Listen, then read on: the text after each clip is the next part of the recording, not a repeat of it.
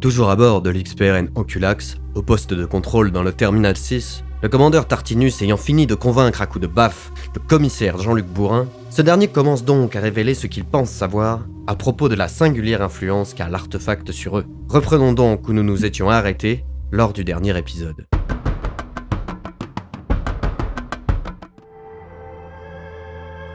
Bon, tu m'as fait assez mariner, Jean-Luc. Tu vas parler ? Soit, sais-tu ce qu'est le chaos ? Ah non, mais l'effet sonore associé fout les jetons. Ah, tu peux avoir les jetons. C'est la concentration cosmique de toutes les émotions de l'univers, réunies en un maelstrom d'énergie perverse et surpuissante. C'est impossible à catalyser. Mais c'est complètement con. Tu m'as pris pour un môme. Sérieusement, ton histoire pour faire peur aux illettrés des planètes préhistoriques, tu crois que je vais gober ça ? Attends, c'est pas des blagues ? Je reprends. Le chaos existant dans un monde parallèle a son panthéon des divinités capricieuses. On en dénombre 4. Le dieu du sang et de la violence, le dieu de la magie et du changement, le dieu de l'envie et de la luxure, ainsi que le dieu de la virulence et des maladies.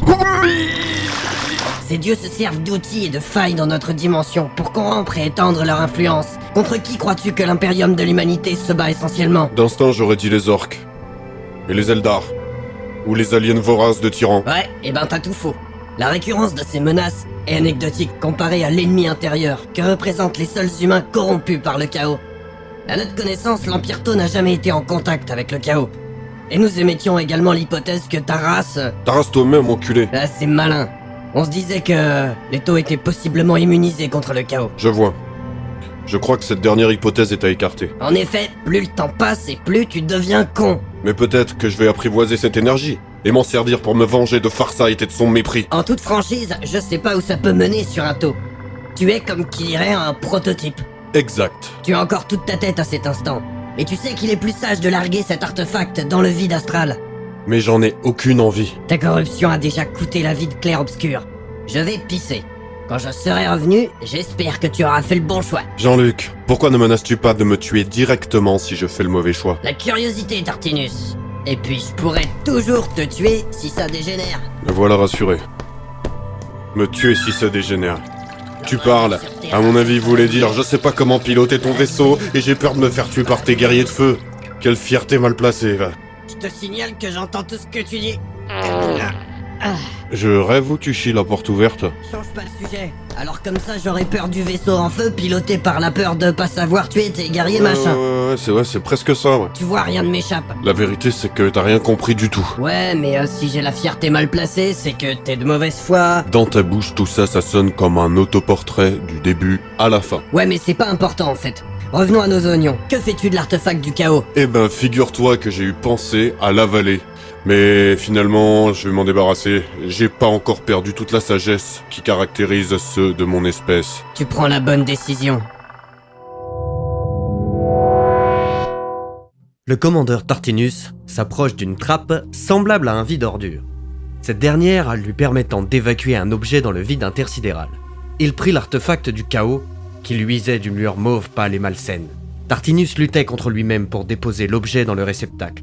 Cependant, ce qu'il restait de sa sagesse l'y poussa. Il referma la trappe puis actionna le mécanisme d'évacuation avant de lâcher un « Mon précieux... » Tiens donc. De quoi ?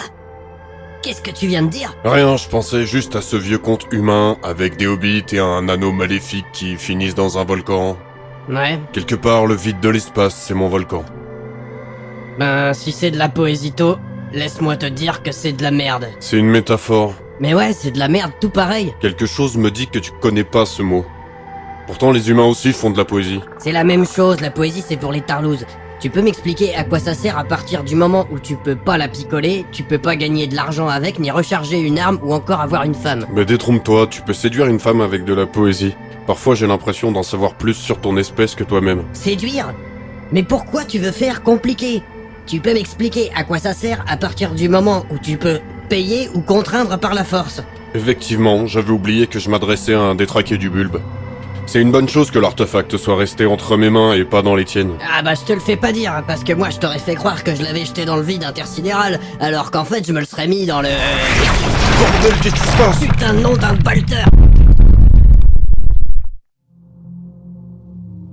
Pour comprendre ce qu'il vient de se passer, vous aurez besoin encore une fois de ma toute-puissante omniscience. Oh, l'autre est... Absolument. Alors après que l'artefact du chaos fut évacué, destiné à tracer sa route motivé par sa propre inertie, les choses auraient dû en rester là. C'était sans compter sur un autre objet à la dérive. Une boîte de conserve de viande de loup mijotée à la neige de la marque Lehman Rustic. On s'en branle. Mais c'est dingue ça, vous allez tous intervenir maintenant? J'ai tout pouvoir sur cette histoire. Là, c'était Burn, et elles vont faire 3 tours vers la droite. C'est bien ce que je pensais. Poursuivons.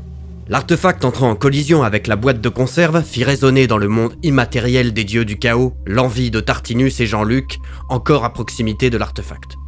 Le dieu de l'envie et de l'excès, Slanch, à l'affût de ce genre d'opportunité, déchira l'espace en transformant l'artefact en un gigantesque portail dimensionnel, liant ainsi les deux mondes. Portail dans lequel l'XPRN Anculax fut immédiatement aspiré.